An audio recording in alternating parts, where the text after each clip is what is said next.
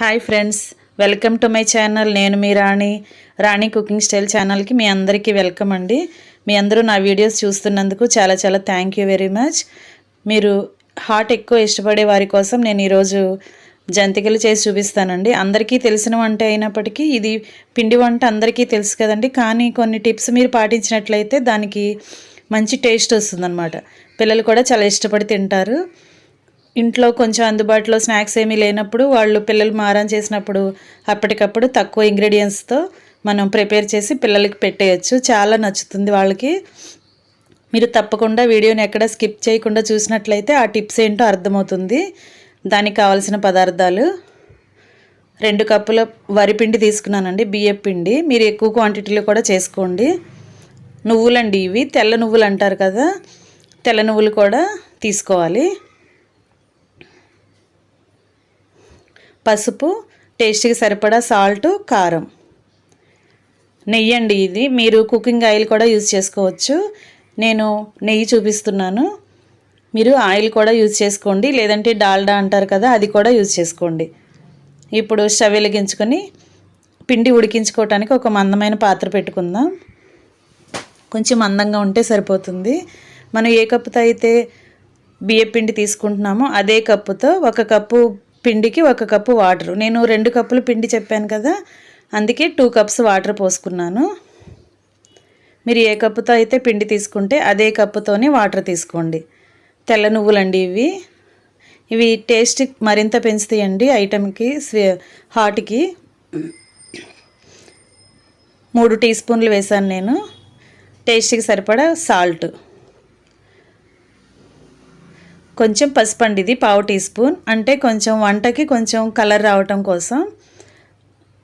1 tea spoon కారం,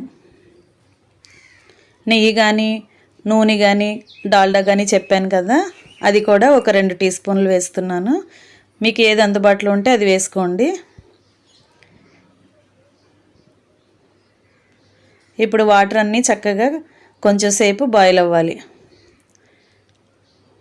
ఆ ఉప్పు, కారం, పసుపు, నువ్వులు, సాల్ట్ అన్నీ వాటర్లో బాగా కాగిన తర్వాత, బాగా వాటర్ బుడగలు వస్తున్నాయి కదా, బాగా బాయిల్ అవుతున్నాయి కదా, ఇప్పుడు మనం కొలత ప్రకారం పెట్టుకున్న 2 కప్స్ బియ్యం పిండి ఉంది కదా, అది కూడా ఆ వాటర్లో వేసుకుని కొంచెం సేపు ఉడికించుకొని స్టవ్ ఆఫ్ చేసేసుకుందాం. ఇలా మనం వేడివేడి వాటర్లో పిండిని ఉడికించుకున్నట్లయితే మన రెసిపీకి మంచి టేస్ట్, క్రిస్పీనెస్ వస్తుందండి, చక్కగా ఉంటాయి. కొంచెం సేపు తర్వాత, చల్లారిన తర్వాత ఆ పిండి ఇలా పొడిలాడుతూ వస్తుంది. మనం పసుపు యూజ్ చేసాం కదా, ఆ కలర్ చూసారని ఎంత బాగా వచ్చిందో. పిండికి మంచి కలర్ వచ్చింది కదా, కొంచెం పొడిలాడుతూ ఉంది కదా పిండి. ఇప్పుడు మనం కొంచెం చెయ్యి తడుపుకొని, మామూలు వాటర్తో చెయ్యి తడుపుకొని ఇలా పిండి మొత్తాన్ని ఒక ముద్దలాగా చేసుకుందాం.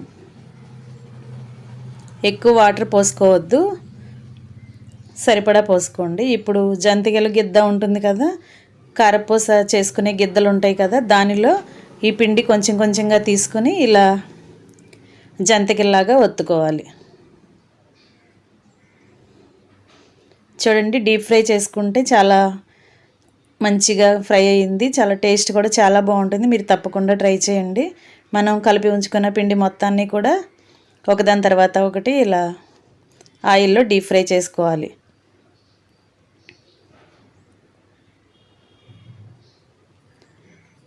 ఎక్కువ ఆయిల్ యూజ్ చేయట్లేదండి నేను డీప్ ఫ్రైకి, ఎందుకంటే మనం ఒకసారి వాడిన కుకింగ్ ఆయిల్ని మళ్ళీ మళ్ళీ వాడితే హెల్త్ ప్రాబ్లమ్స్ వస్తాయి కదా, అందుకని నేను కొంచెం హెల్త్ దృష్ట్యా డీప్ ఫ్రైకి ఎక్కువ ఆయిల్ యూజ్ చేయను. మీరు కూడా అలా చేసుకోండి.